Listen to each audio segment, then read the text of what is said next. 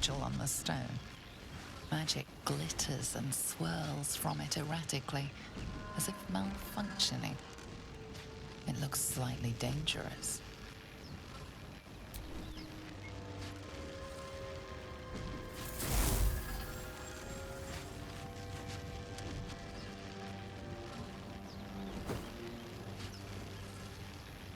A hand? Anyone?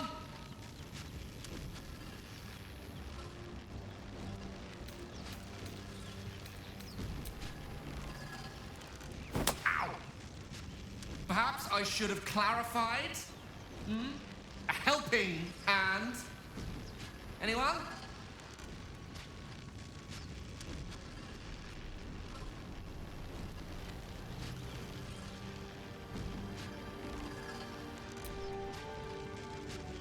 Just your average traveler stuck between realms. Pull me out, and we'll get properly introduced.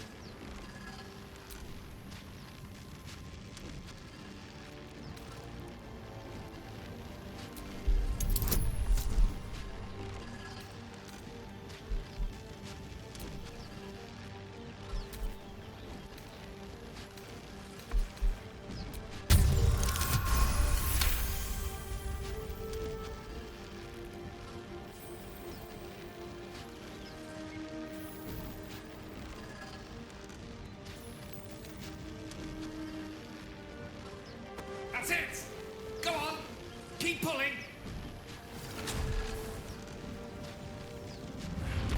Aha!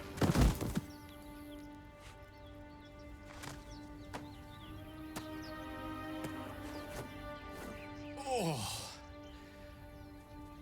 Hello. I'm Gale of Waterdeep. Apologies. Usually better at this.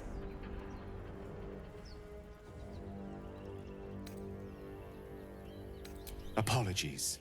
I didn't exactly memorize my cephalopodian banishment spells last night. Say, but I know you, don't I? In a manner of speaking. You were on the North... Whoa! Easy does it. You really, really... 10 years of bad luck if you kill a wizard. Much obliged. Besides, I suspect the real villain here is one week back on the ship. You two were on the receiving end of a rather unwelcome No, you shook the insertee. It's a process known as ceremony. You don't happen to be a cleric. You seem to know enough about our condition to... Most, no doubt. But I find myself hoping to be in the presence of the few. As we've established, few enough can. We're most certainly going to need a healer. And soon, too. Most excellent. Oh, it was an act of force. Spare me a moment. We've been traveling together for a while now, and it's just about time that It's a rather personal matter that I'd prefer to keep quiet. You see, I have this condition. Very different from the parasite we share, but... Thank you for the offer. But what it comes down to is this. Every so often, I need to get my hands on a powerful magical item and absorb the weave inside.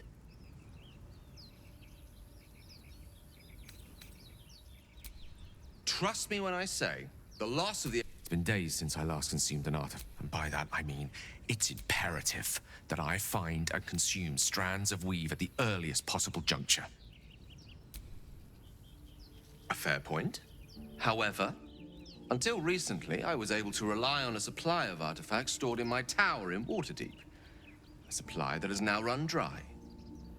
The reality of the matter is that a lone wizard with a chronic impairment such as my own is not in the manner of artifacts I need, and not often there'll be danger involved. Or great cost.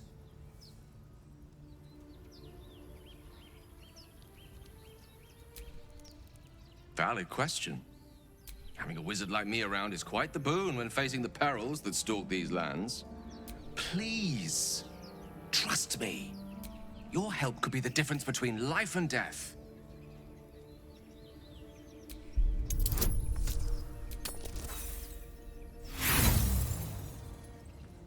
I'm afraid that's not going to work on me.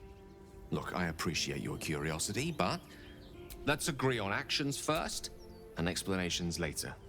Yes? As luck would have it, you're already primed to give me exactly what I need.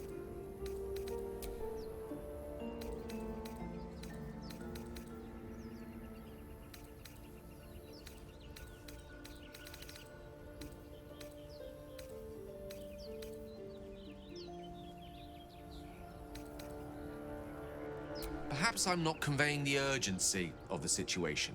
It's incredibly, world-shatteringly important you give me a suitable artifact. Please. Of course. I would hate...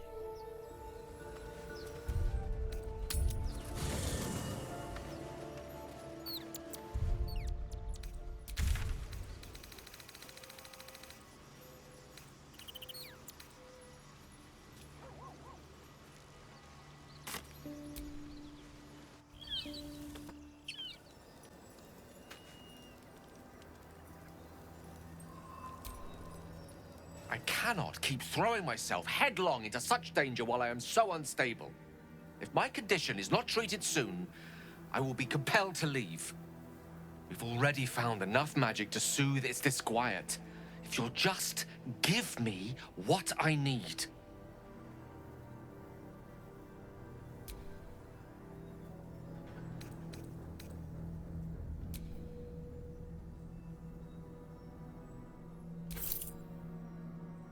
Thank you.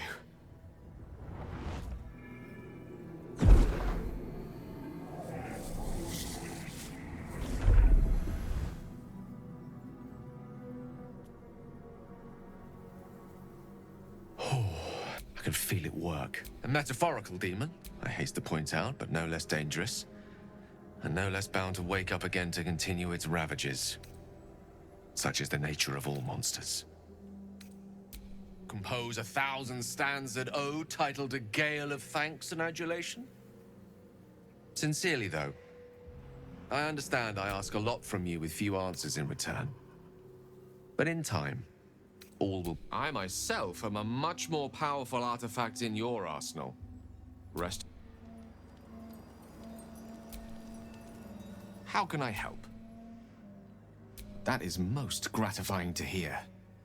May I?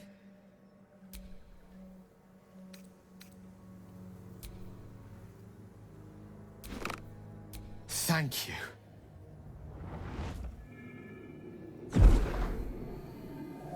It is a strange experience.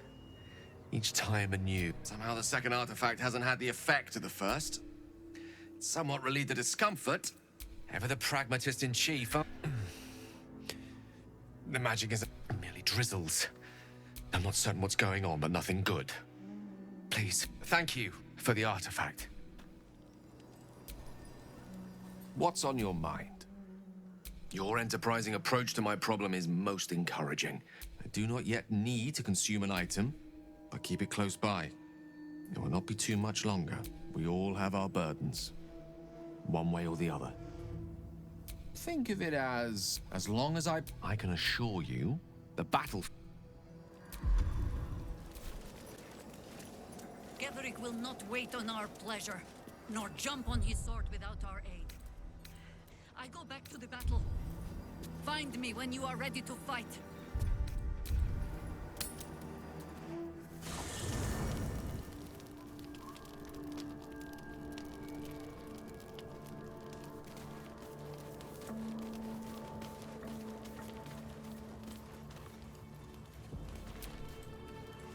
We need to keep pressing forward.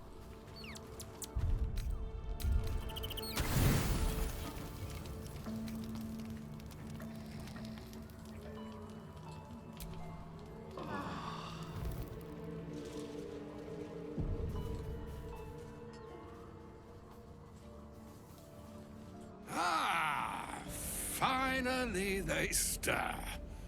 True adventurers get up with a lark, I always say. But if there are larks to be found in these lands, they must fancy themselves akin to nightingales.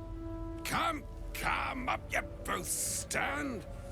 I, for one, am dying to find out what's for breakfast. Elminster? The very same, Gale. And a fair bit miffed he is, too, finding himself forced to expose his best pair of boots to so many miles of country road on your behalf. I don't understand. How so on my behalf? I was bid to spare neither time nor my own self to find you. She sent me, Gale. You know, of whom I speak. But why? Out with it, Elminster. Please. Young man, has your sojourn away from Waterdeep washed away your decorum as well as your patience? Nigh a 10-day I've gone without honest fare, worthy of the name, drank naught but what the sky entitled my thirst. Why, some bread, cheese, and a cup of wine would appear unto me a feast. Surely you would begrudge me a mite of rest and repast before I get out with it?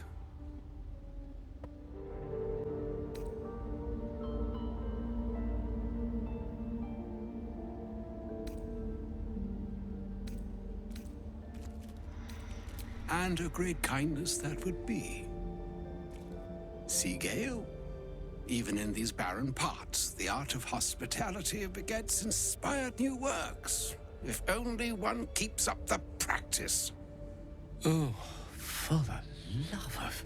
Fine, fine. I'll turn a deaf ear to the clarion calls with which my scorned stomach beseeches me. Graver matters are at hand. Plenty to digest, after all. A good deal to stew over, if you will. Words ladled with import should be savored so as to better absorb their meaning. Wouldn't you agree? Elminster! Right. You see,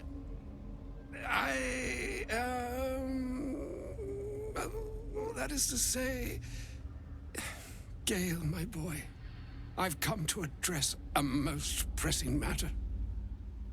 I'll speak as plainly as I can, forswearing the accustomed frills that decorate my speech. I'm here on behalf of Mystra.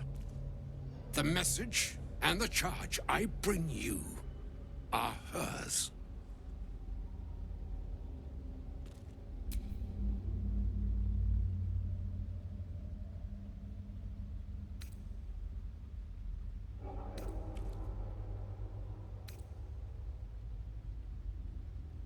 You know where you went wrong, Gale. And I trust you've told your fellow traveler here the nature of your ills.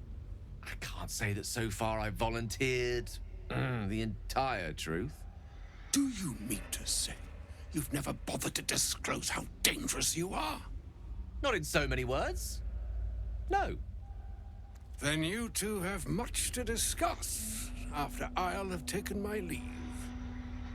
In short, Gale, through his own doing, has become a living explosive that could wipe from this world this very gathering, and much more besides.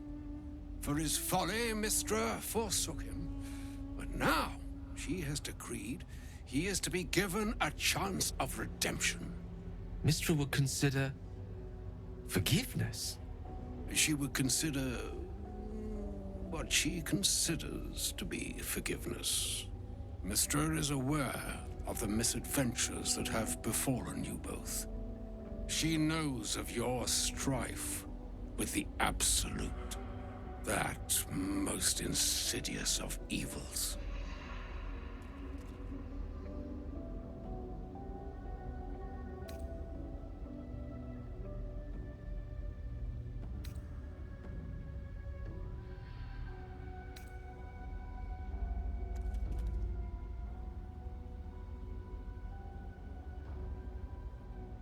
Alas, the creature that afflicts you, the ill-begotten magic that it weaves, is inextricably conjoined with both the greater purpose and the greater master that it serves.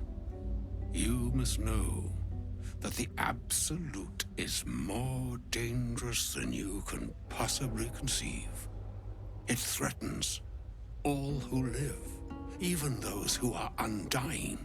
It threatens the gods, the weave, the very fabric of the universe itself. That is why I have come here to charge you, Gale, with its destruction. It is Mistra's belief that only you can.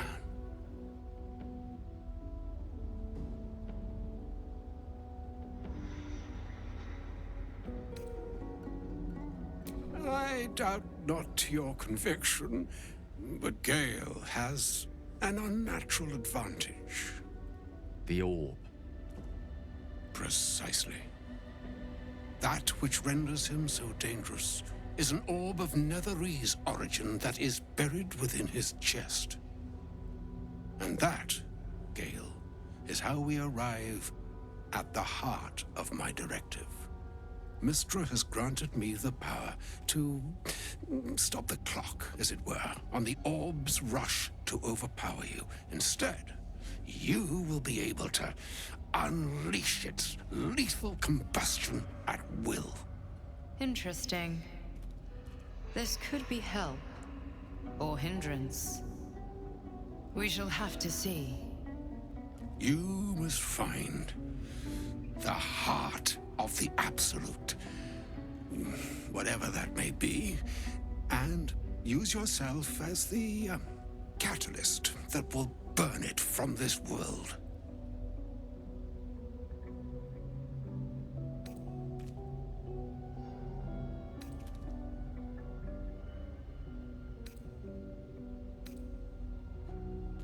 I may be slow to anger, but I will not have you sully this moment of most sorrowful import with ill-considered levity.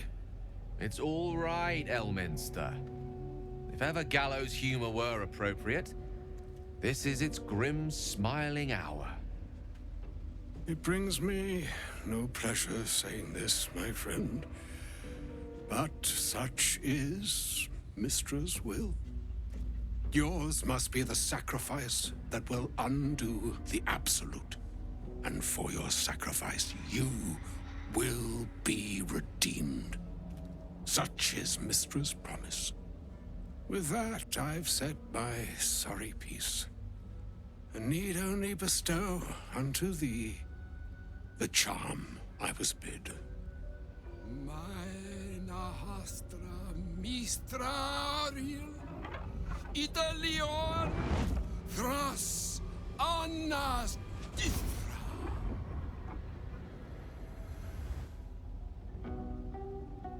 It is done. Both charge and charm have been committed into your care. To you, I commit into care Gale himself. I count on you to shepherd him well on this strangest of journeys.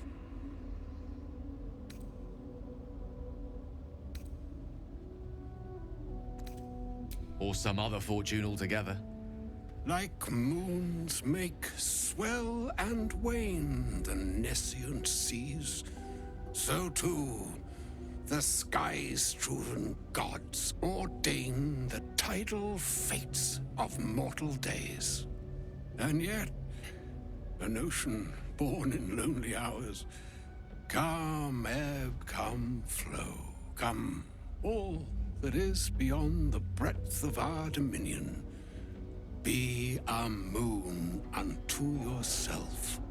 Even the waves of fate can break upon the shores of will. Farewell, my friend.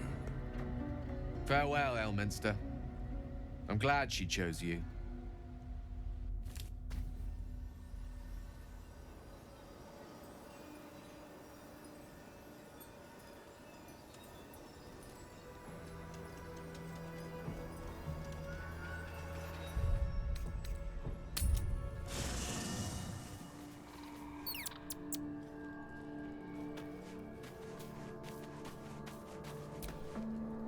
An audience with Elminster is never less than memorable.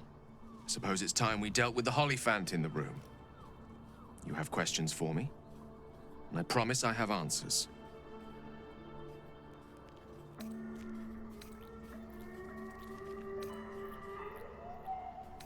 Ah. Well, that's a rather long and complicated story. I'm what one might call a wizard prodigy. Who from an early age could not only control the weave, but compose it. Much like a musician or a poet. Such was my skill that it earned me the attention of the mother of magic herself. the Lady of Mysteries, the goddess Mystra. She revealed herself to me and she became my teacher. In time, she became my muse, and later even my lover.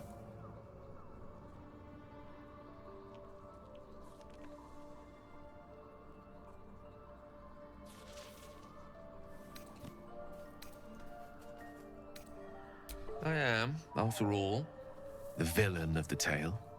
We enjoyed each other's company. Body, mind, and soul. But even so, I desired more.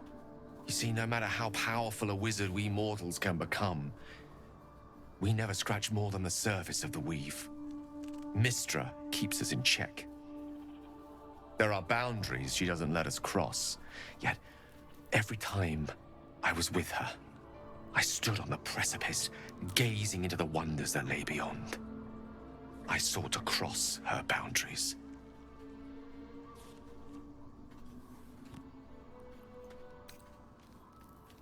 Quite.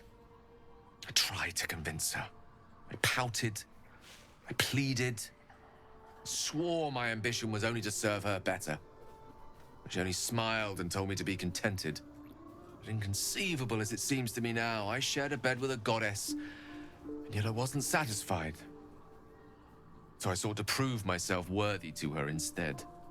We come now to the crux of my folly. Shall I share the story behind it, or would you rather head straight to its sordid finale?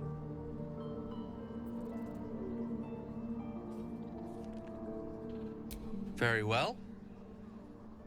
Here goes. Once upon a very long time ago, a mighty lord lived in a tower. A flying tower, to be precise. I'll save his history for another time, but the gist of it is that he sought to usurp the goddess of magic so that he could become a god himself. He almost managed, but not quite. And his entire empire, Netheril, came crashing down around him as he turned to stone. The magic that was unleashed that day was phenomenal. Roiling like the prime chaos that outdates creation. Even the weave itself could not withstand the onslaught. It fractured, then shattered, and all magic was lost to the mortal realms, until the day Mystra returned. She restored the weave, reuniting all its scattered shards. Or so I thought. Until, in the course of my studies, I learned of a book. A Netherese tome in which a piece of the fractured weave had been sealed beyond her reach. What if, I thought, what if, after all this time, I could return this lost part of herself to the goddess?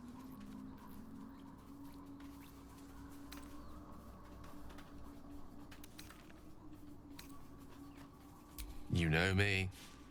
My gestures can never be grand enough.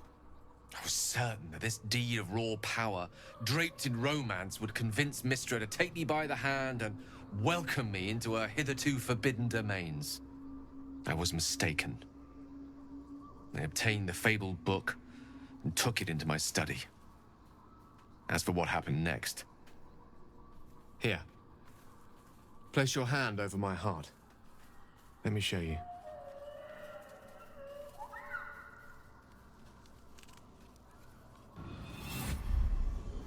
You feel the tadpole quiver as you realize Gale is letting you into the dark. You see through Gale's eyes, staring down the corridors of a dread memory. A book, bound, and suddenly opened. Inside there are no pages, only a swirling mass of blackest weave that pounces. Its teeth, its claws, it's unstoppable as it digs through and becomes part of you. And gods, is it ever hungry.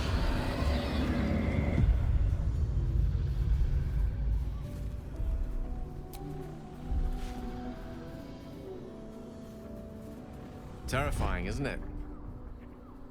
And that is only the beginning.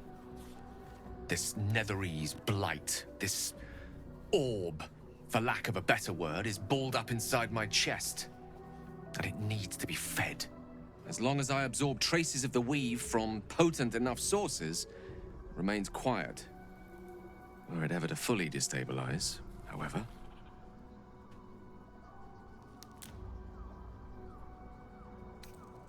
Rather worse, actually. I will erupt. I don't know the exact magnitude of the eruption, but given my studies of Netherese magic, I'd say even a fragment as small as the one I carry, it'd level a city the size of Waterdeep. Fortunately, this need no longer be a concern. Not until I meet the heart of the Absolute, whatever that is. Go ahead. I'm listening. I've no doubt she has the power to do so, but as for the permission, Ao would not look kindly on her meddling in mortal affairs. Divine intervention has a tendency to make things worse, not better. As for Elminster, he saved the realms more times than legend can recount. But to take on a god is no easy feat, even for him. My orb is the best chance we have. And only I can wield it.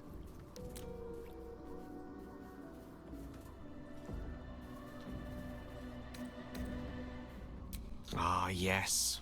Karsus. Karsus was perhaps the most powerful wizard that ever lived. The child who would be a god, the elves called him. And he tried. With a spell of his own devising, he endeavored to usurp in one fell swoop the power of the goddess of magic. Mistral, she was called then. Imagine what it must have felt like to be a god. To know yourself, to be untouchable. To be mistaken. As Karsus aimed his spell at her, she began to unravel. And with her, the entire weave. Too late did he realize what he had unleashed. It would have been the end of everything had not Mistral sacrificed herself. The goddess of magic is all magic. By dying, the entire weave was lost, and the spell that challenged a god failed. It was the end of Mistral. The end of Karsus, and the end of an entire civilization. As the child who would be a god was turned to stone, his empire came crashing down around him. The floating cities of Netheril were no more. An event that came to be known as Karsus's folly.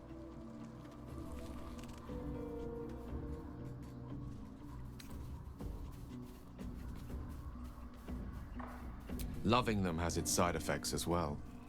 Now, so many centuries later, I try to follow in the footsteps of Karsus. Not to destroy Mystra, but to prove my love for her. I tried to control only a fraction of the magic that was unleashed that fateful day. I merely sought to return one tiny diamond to an imperfect crown. Gale's folly, one might call it. History, repetition. It's the way things go.